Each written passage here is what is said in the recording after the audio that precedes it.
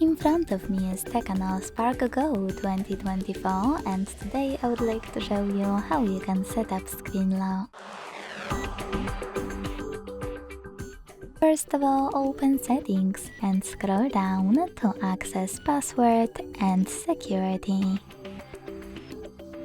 Now it's time to click on Lock Screen Passwords at the top and click on one of those options: Pattern, Numeric Password or Alphanumeric Password. Whatever you decided, after tapping on it, you get to create it. Then repeat it to confirm it,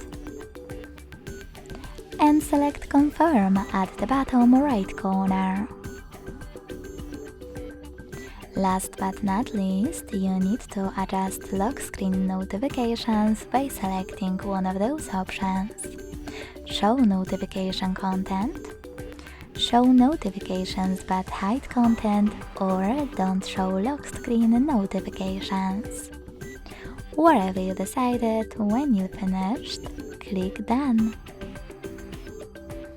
So finally, when I switch off my screen and turn it back on,